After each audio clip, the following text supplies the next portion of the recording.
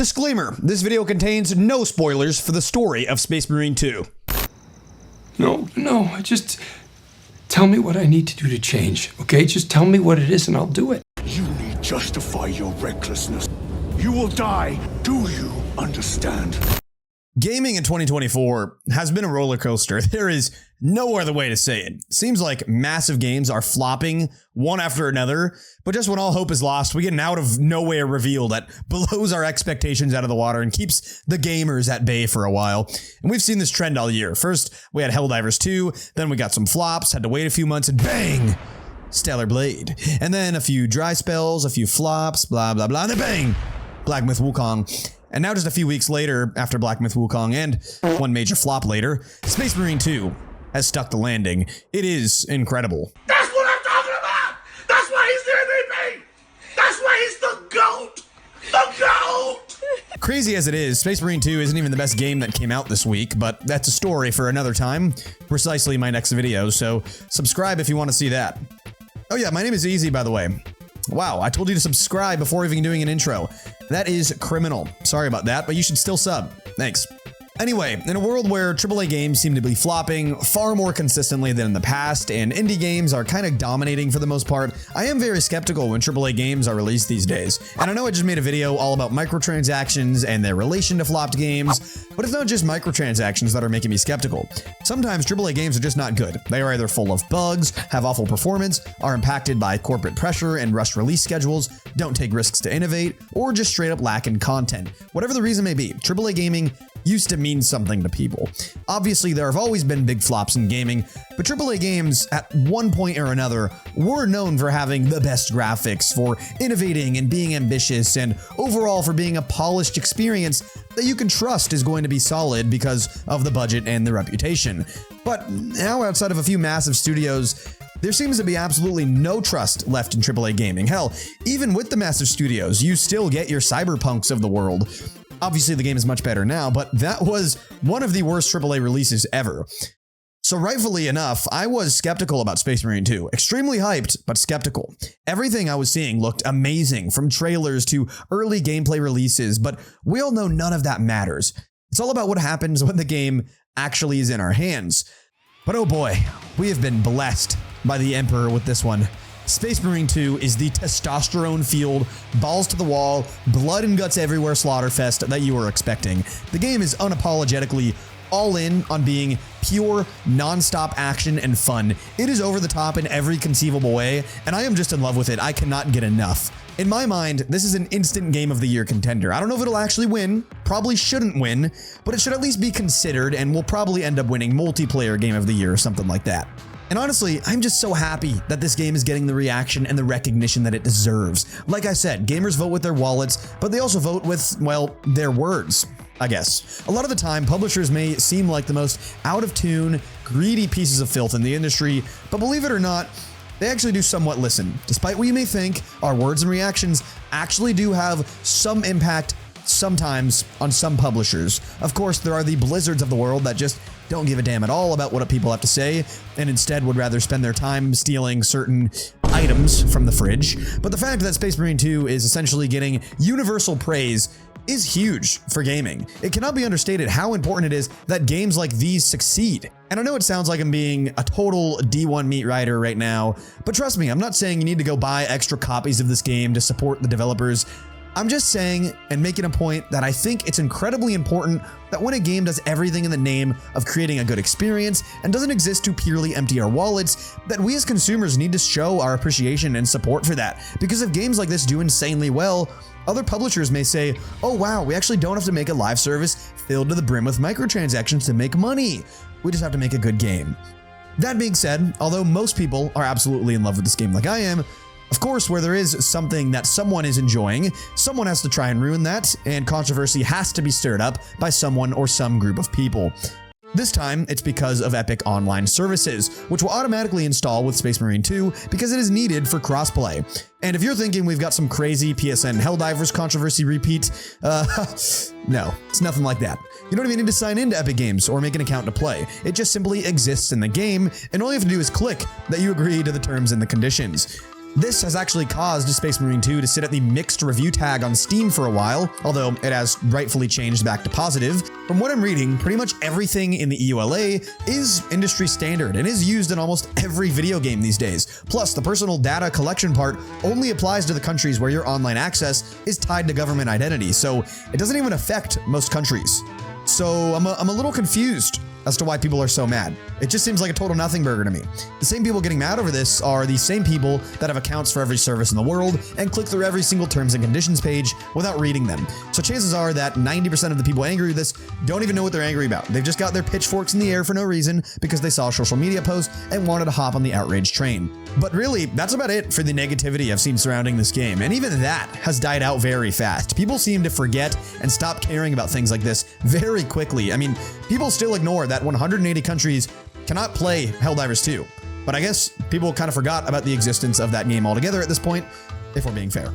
Point is, this game is an absolute banger. I cannot get enough. And honestly, I'm a little salty that Astrobot had to release at the same time because now I just don't know which one to play. I'm debating whether I want to go slaughter thousands of aliens in a beautiful shower of crimson blood, or if I want to go on a wholesome adventure with my buddy Astro. It's a hard choice, it really is. Anyway, I'm reading back my notes I have written down for what to talk about in this video, and I now realize I am probably several minutes in, and I haven't even talked about the actual gameplay yet, so let's probably get to that. The core gameplay of Space Marine 2 is some of the most engaging I've ever played, and honestly, it might be the peak of PvE multiplayer combat. It's basically a horde shooter, but instead of focusing on the shooting aspect, this game is really built around the melee.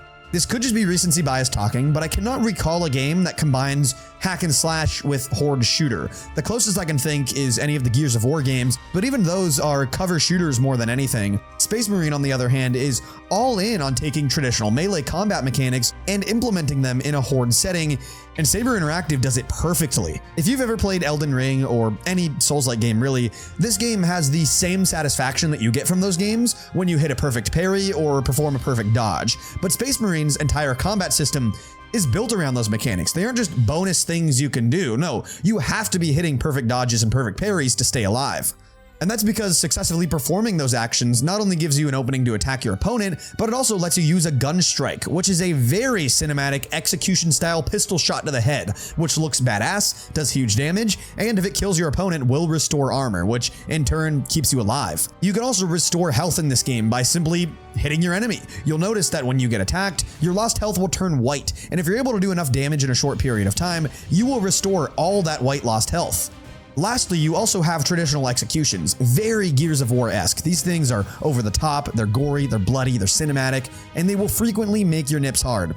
Most importantly, like securing a kill with Gunstrike, performing an execution will restore armor, but a very underrated feature of this is that you'll actually be invulnerable during this phase, so it gives you a few seconds to think about your next move while you literally tear your opponent's face off. Combat in this game combines these mechanics to create sort of a dance. At first, you're going to be very lost and probably spamming buttons trying to kill things, but this game is all about managing your armor and health by performing executions, gun strikes, or hitting the enemy with melee and ranged weapons. The gameplay eventually becomes sort of methodical, where it's literally all about keeping your armor and health high, so you need to make split-second decisions while also keeping your cool under the pressure of being surrounded by literally 15 enemies at once. To tie this all together, the melee combat is much more in-depth than you'd expect. There are light strikes, heavy strikes, and combos that you can perform, all of which are actually displayed for you when you press pause, which is a really nice quality of life feature because there is no way I would remember all the combos for every weapon in the game.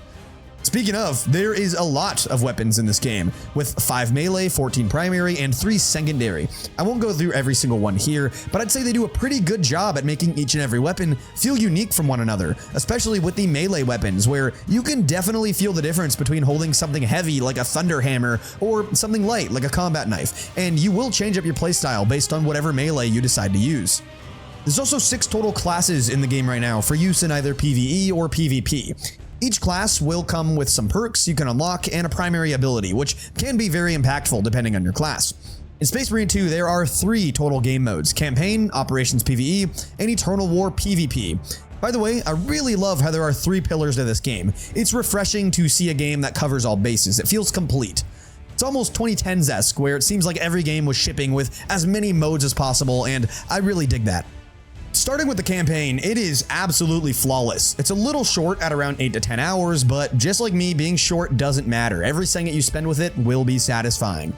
I won't spoil any of the narrative here, but it's a basic story about badass characters in a badass setting, doing badass things. There are no complaints from me. If you like action-packed fun, you'll enjoy this story. The operations mode is where the real bread and butter is for this game. There are 6 replayable linear missions with their own objectives. You can attack them with 3 total players, either friends or through random matchmaking, but if you start one alone, you'll get bots at your side to fill the slots that can later be replaced by players. Despite operations being linear, they are very replayable, with each mission changing the types of enemies that spawn, where they come from, and some other small changes that help make every mission feel different than the last. You've also got 4 total difficulties to work with, and trust me, these are actually difficult. You'll find the harder ones getting easier as you level up some classes, but don't rely on raw stats alone to keep you alive. You need to learn how combat works and keep your HP high to be successful. I'll be honest, once you play enough, the operations can start to feel repetitive, but that doesn't really matter considering the gameplay is just so engaging. Like I mentioned earlier, the core gameplay is enough alone to make you want to come back. The operations are but a mere backdrop for fantastic gameplay. It's typically not the case where gameplay alone can carry replayability for long term, but I think Space Marine 2 has something really special and unique here. The last mode we've got in this game is Eternal War, which is PvP. This mode is extremely bare bones. It's not bad, but it's definitely not great. It's about what you'd expect from a game that thrusts in a PvP mode for the sake of having a PvP mode. The mechanics, classes, and weapons are the exact same as they are throughout the rest of the game, so the mode just kind of feels like they made some basic mirrored maps, turned on the ability to shoot other players, and called it PvP. There's nothing in this mode that sets it apart from any other PvP game, but it is fun, at least for a few matches. It can be satisfying to kill a couple of enemies, but honestly, after about 3 to 4 matches, I was ready to be done, and I can't see myself playing this mode for the long term. And by the way, this isn't coming from someone who is opposed to PvP. Quite the opposite. The vast majority of my gaming experience in my life is in the PvP genre, so I was a bit disappointed to see that this mode is by far the least impressive in the game, but honestly not too surprised. From everything that I saw in the early trailers, I could tell that the PvP mode was not going to be anything special, and that's pretty much what it is now. That being said, the core mechanics and combat in Space Marine 2 are so good that I think even though the mode is extremely bare bones right now, this could eventually be built into something that is worth your time, but right now, there are just way better options for PvP games on the market. I can't see me playing this mode much. Outside of the weapons, mechanics, game modes, and all that good stuff that makes this game so great, I think by far one of the best parts about this game is how well they portray the world. Full transparency, I have no clue how accurate this game is to Warhammer lore. I know absolutely nothing about 40k, but in a vacuum, I think this game has some of the greatest visual fidelity I've seen in the past couple of years. Visually, it is just breathtaking. It feels so real. There aren't many games that will make me stop and just admire the world, but I found myself doing this many times throughout my playthrough. This game completely immerses you in the heart of the war. You feel like you're but a small part of this massive galactic war, and that's a good thing. The objectives and the things you do don't feel inconsequential, but you're also not at the heart and center of the universe, which is where a lot of games fail. It seems like in a lot of stories or narratives, the protagonist is somehow at the middle of everything. But here, you aren't meant to feel like the main character in the 40k franchise. No, this thing is clearly not revolving around you. This is even seen on the battle barge, where your squad is but one of many squads gearing up and getting ready to drop into battle. And once you arrive in that battle, you feel like you're just one out of thousands of soldiers on the battlefield, each one doing something else. As you traverse through missions and through the world, you can see entire battles unfolding in the distance, complete with massive armies going at it, or if you look into the sky, you'll have dogfights occurring between ally ships against flying enemies. I can't explain it any other way than it's incredibly immersive. You feel like you're in the shoes of a Space Marine. Each and every step you take is heavy and smashes on the floor. You walk by regular soldiers who are just tiny compared to you, and they even have voice lines where they are literally in awe of your mere presence. It is so sick. Again, I know nothing about 40k, but I can tell you, I felt like I was a super soldier in a power suit during my entire playthrough. There wasn't a single second where I was disappointed in the fantasy, not even one. Alright, now that I've given my thoughts and a mini review on the many great things this game does well and offers, I want to take it back to where we started. I have lost a ton of hope in AAA releases these days. It seems like they are getting increasingly worse, with publishers concerned with one thing and one thing alone: profit, which creates a slew of other issues like live service, microtransactions, you know the rest. Space Marine 2 feels like a rare breath of fresh air and a true throwback to the games of the 2010s. Seriously, this game feels like a game, aside from the great visuals, that I would own on my Xbox 360. It also knows the audience it wants, and it's not doing anything to jeopardize that. A lot of games these days love to appeal to every audience and try to be inclusive of everybody or whatever, but this game is unapologetically appealing to the dude bros. It's appealing to the men. Not saying a woman can't play this game and enjoy this game. They definitely can. But this game is very clearly marketed and created for dudes that just want to kill shit and do it in a bloody fashion. The same people who were buying Gears of War back in the day are the same crowd that's going to be buying this game right now. The devs were concerned with making a fun game and being accurate to the Warhammer lore, and they pulled that off.